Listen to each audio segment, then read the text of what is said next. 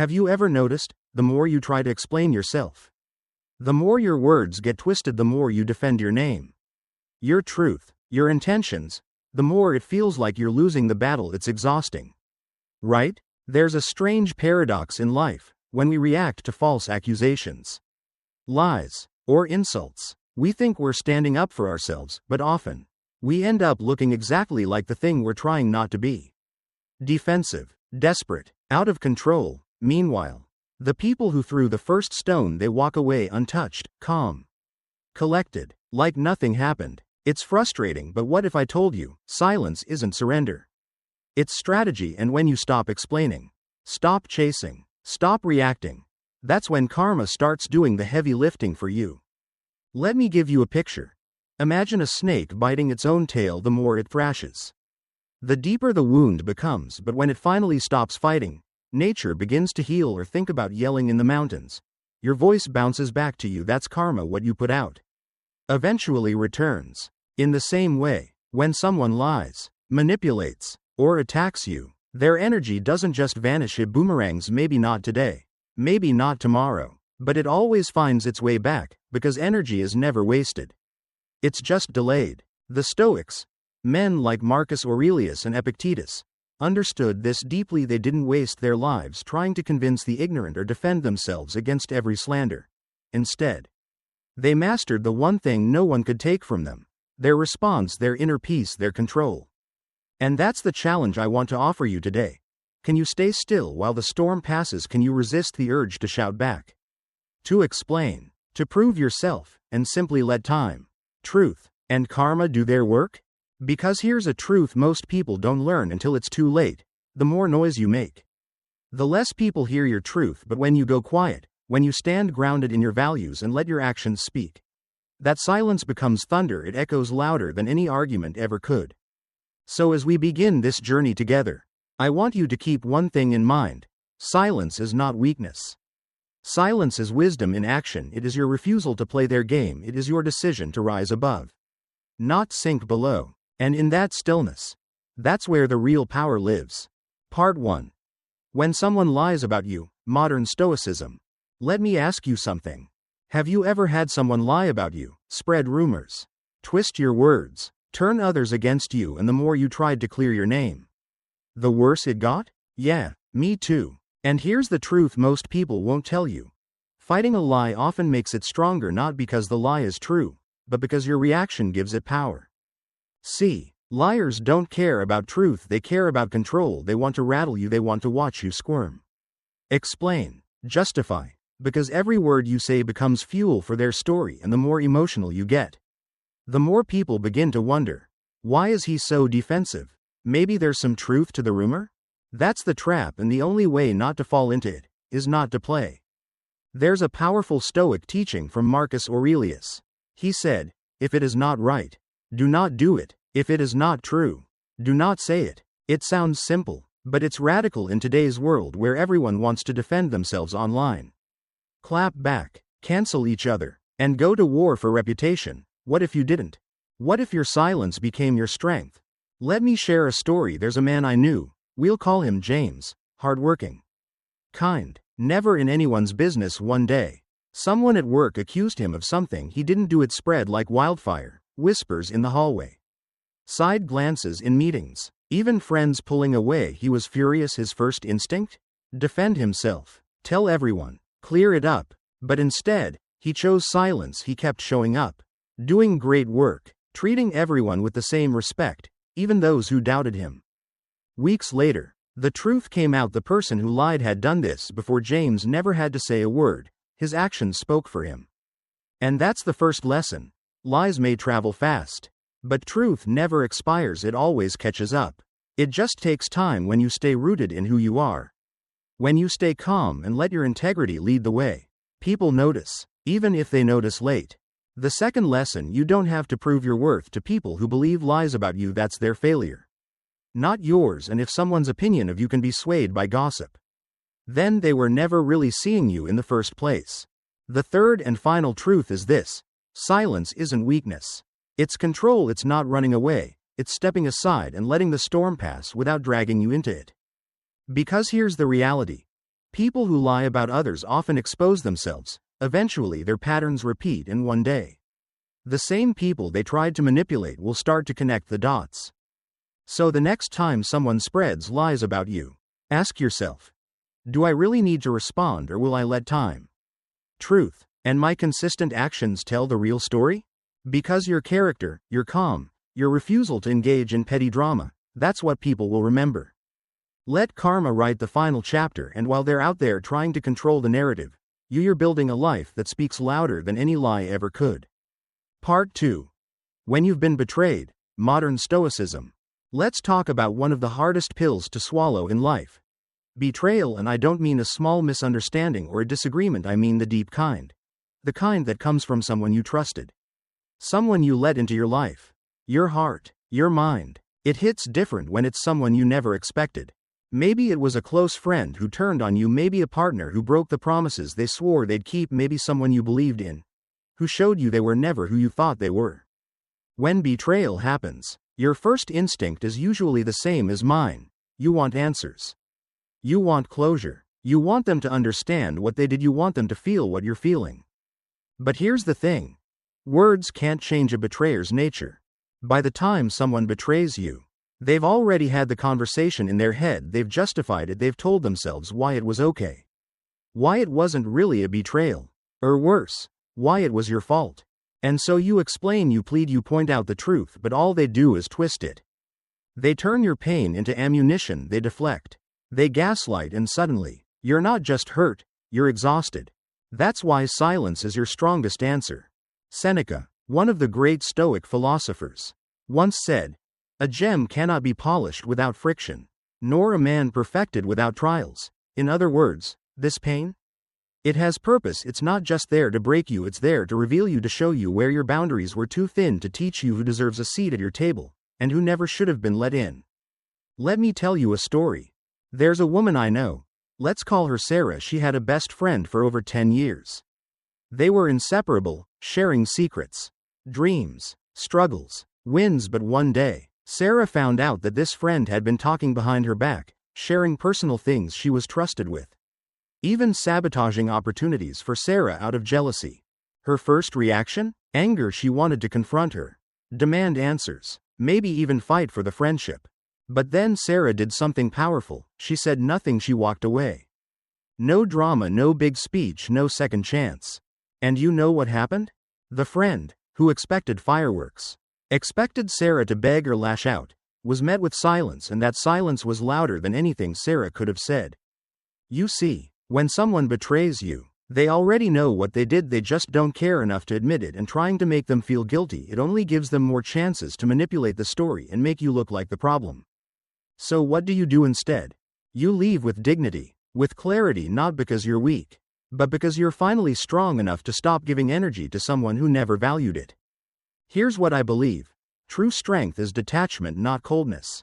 Not bitterness, but the quiet confidence of knowing, I deserved better. And I'm not staying where I'm not respected. And here's the twist. You didn't lose them, they lost you. They lost someone who was loyal, who was honest, who showed up with love, and they may realize that one day, but by then, you'll be too far gone for it to matter. So the next time you're betrayed, don't explain, don't argue, don't try to fix what was never real to begin with. Walk away in silence, because your peace is worth more than any explanation, and your silence, it will echo louder than any scream ever could. Part 3. When you're insulted, what true strength looks like. Have you ever been insulted? Maybe in a meeting, or among friends, where someone said something just sharp enough to sting, and everyone turned to see how you'd react. That moment is a trap. Because here's the truth. The goal of an insult is not communication.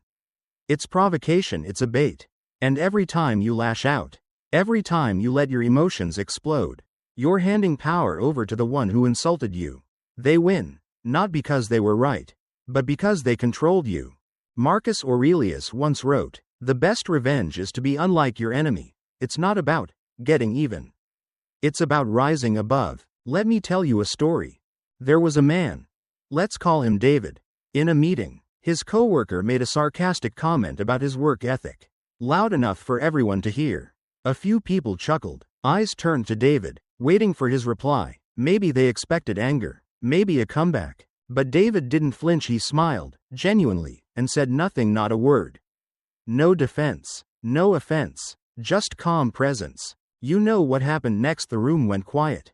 The one who mocked him, suddenly uncomfortable. The tension that was meant for David had flipped, and landed squarely on the one who tried to stir chaos. Here's the Stoic truth. An insult often reveals more about the one who throws it than the one who receives it. When you stay calm in the face of disrespect, you send a clear message. I am not yours to control.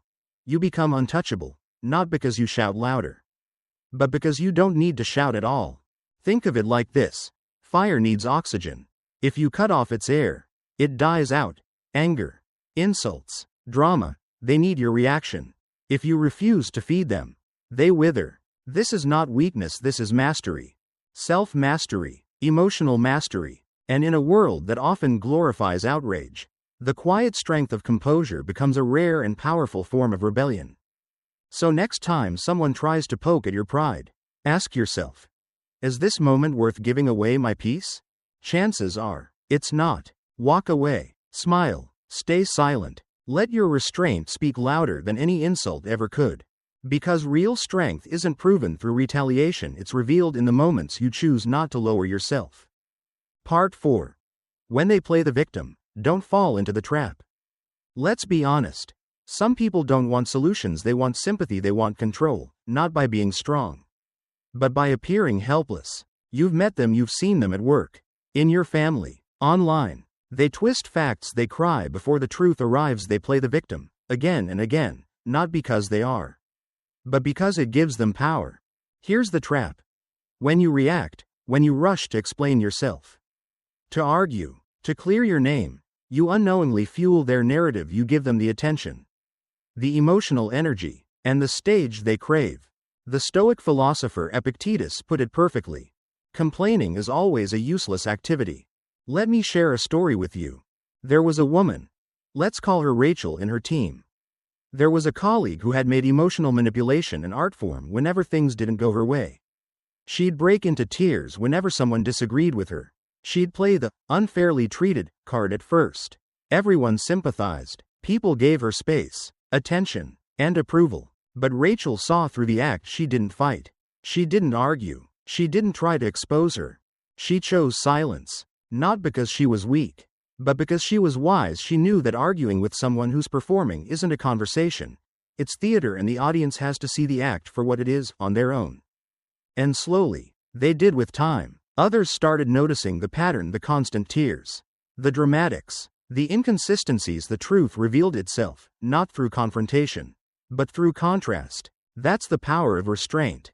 See, when someone is committed to playing the victim, they aren't interested in hearing your side, they aren't looking for truth.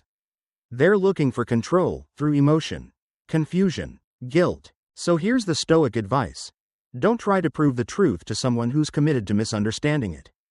It's like trying to explain the sun to someone who insists it's midnight. Pointless, draining, counterproductive. Instead, let time do the talking, let their behavior speak louder than your defense, because character always reveals itself, if you're patient enough to let it. And in the meantime, you stay calm, you stay grounded, you don't get pulled into the storm they're trying to create. Because here's the deeper truth. Every time you refuse to be emotionally manipulated, you reclaim a piece of your freedom. Let them perform, you don't need to join the show. Because real strength doesn't need to explain itself. Part 5. When they don't appreciate you, let them feel your absence.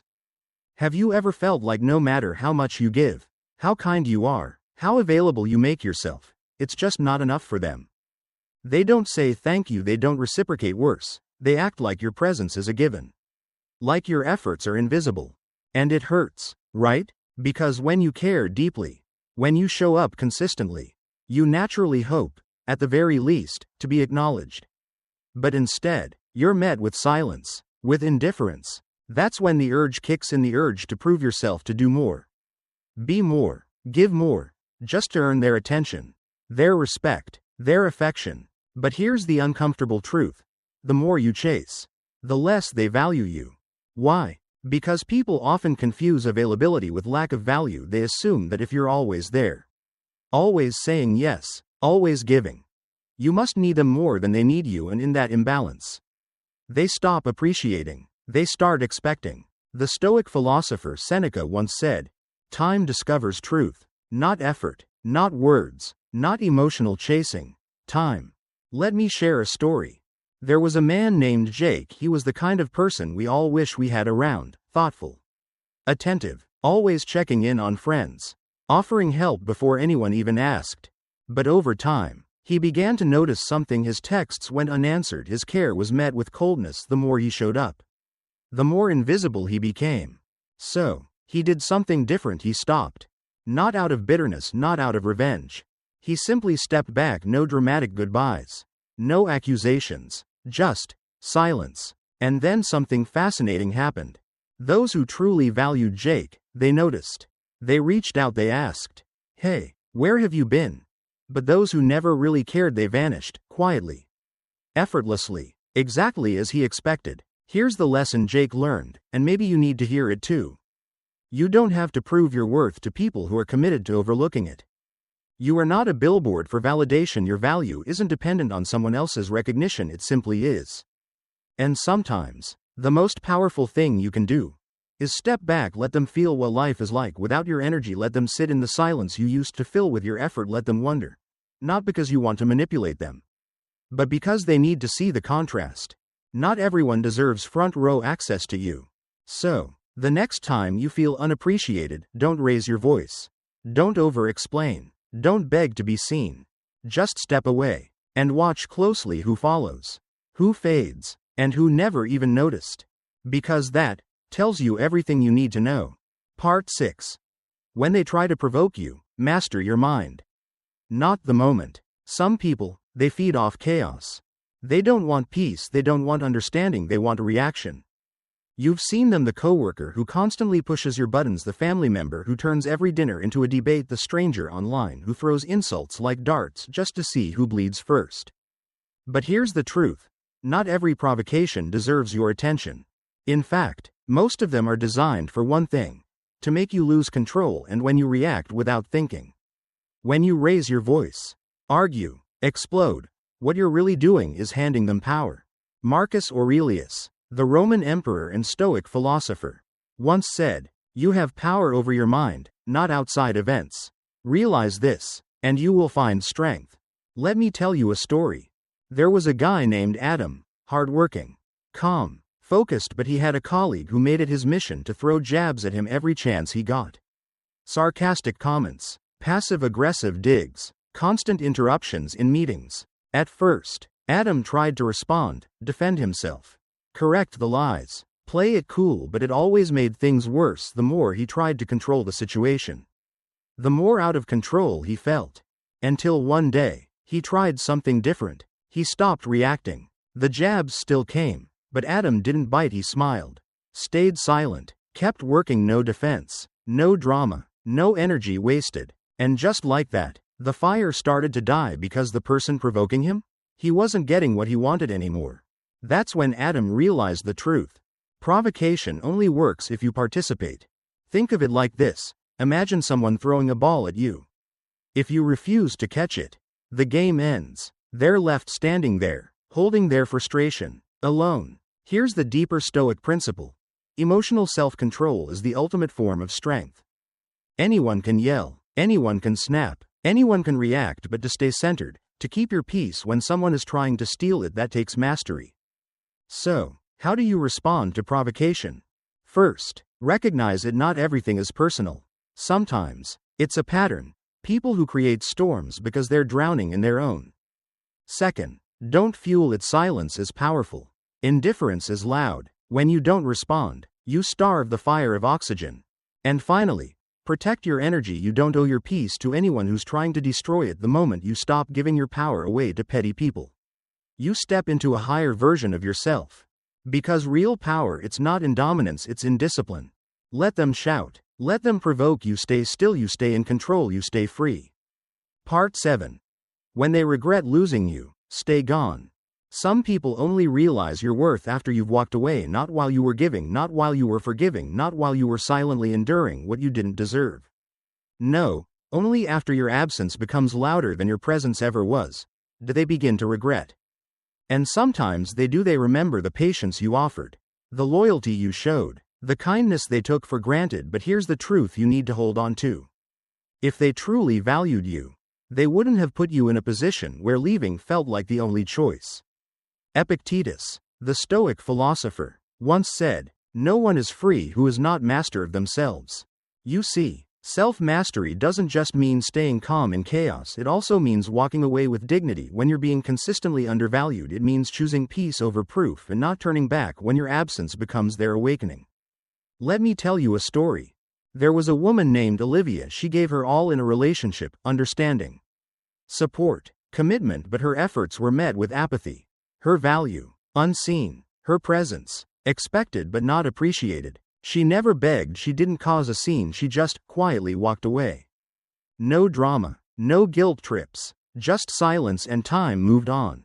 Months later, the messages came: the "I miss you," the "You were the best thing that ever happened to me," the "I didn't realize what I had." But Olivia had changed. She had healed, she had grown, she had tasted peace, and there was no going back. Because she understood something powerful. If someone only knows how to love you in hindsight, they don't deserve to have you in their future.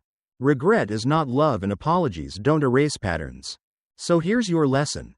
Don't let people re-enter your life just because they're now uncomfortable with the consequences of their actions. Your silence, your distance, that's the lesson. That's the justice. That's the clarity they need to face. You don't need revenge, you don't need to explain. Your absence is the loudest answer you'll ever give. And if you're still in that place, on the edge of staying or leaving, ask yourself, if I have to lose myself to keep them, is it really love I'm fighting for? Because real love never demands that you shrink, and real respect never comes too late. You are not someone's wake-up call, you are not their life lesson. You are the standard they should have honored before you left. So when they regret losing you, let them feel the weight of their choices, let them carry the silence, let them learn. While you move forward, you build better, you never settle for being someone's afterthought again. Conclusion. Silence is your most powerful weapon. Here's something we often forget in a noisy world. Silence doesn't mean weakness, it means mastery. Anyone can react, anyone can speak out of anger, hurt, or pride, but to stay quiet, not because you're afraid, but because you've already won the battle within yourself. That's power most people will never understand. Silence is not submission, it's self-control at its highest form. And in a society that rewards outrage, impulsiveness, and immediate response, choosing silence is revolutionary. You see, you don't have to react to every insult, you don't need to defend yourself against every lie, you don't owe your energy to people who thrive on provoking chaos. Because at the end of the day, what truly defines you is not what happens to you, but how you choose to respond. Your reaction reveals your character, not theirs. And here's the thing most people don't realize until much later in life. Time handles what ego cannot. Karma has no deadline. People who mistreat others eventually face their own consequences, not always through confrontation, but often through quiet, unfolding truth. Let me ask you something. Have you ever regretted staying silent? Probably, but have you ever regretted saying too much? Reacting too fast? Or stooping to someone else's level? Exactly. Stoic wisdom teaches us that we don't control what others do, we only control ourselves, our thoughts, our actions, our values, and silence, when chosen from a place of strength, is a declaration. I am not yours to manipulate. So the next time someone disrespects you, dismisses you, or tries to drag you into their chaos, don't flinch, don't fight, just watch. Let time reveal the truth, let absence deliver the lesson, let your silence speak for itself.